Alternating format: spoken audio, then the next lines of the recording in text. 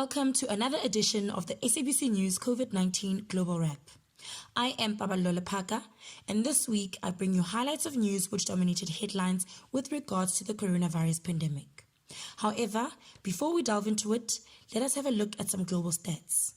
The world currently has over 496 million cases, with over 432 million recoveries, and still sits at over 6 million deaths. South Africa has 3,728,689 confirmed cases, with 3,615,531 recoveries and 100,075 deaths.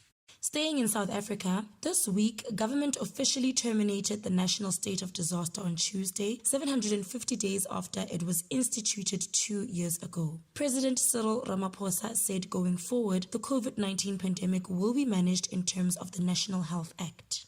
He explained that some of the restrictions of the state of disaster will, however, remain for about a month, while legislation is being put in place to address issues relating to the pandemic. In the rest of Africa, the continent still sits at over 11.3 million confirmed cases, with over 10.7 million recoveries and more than 251,000 deaths. According to a World Health Organization study published on Thursday, more than 2/3 of Africans have been infected by COVID-19 since the pandemic started. This is 97 times more than reported confirmed cases. The study found that by September 2021, 800 million Africans had been exposed to COVID-19, compared with 8.2 million cases reported at that time.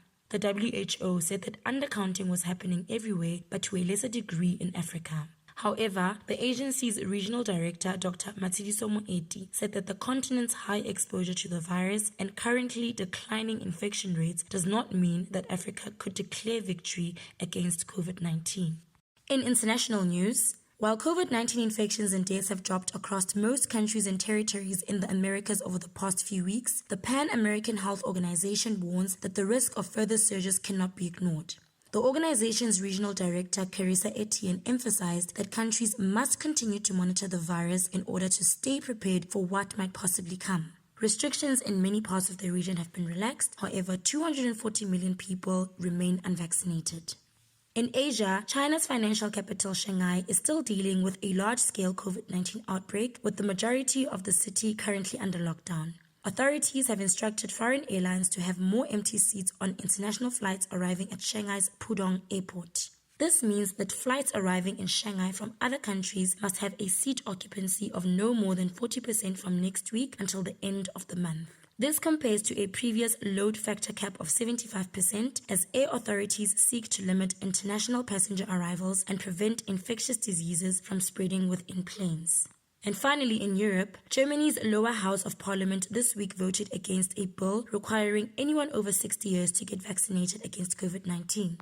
The country's vaccination campaign is faltering, with around 76.6% of its population having received at least one dose.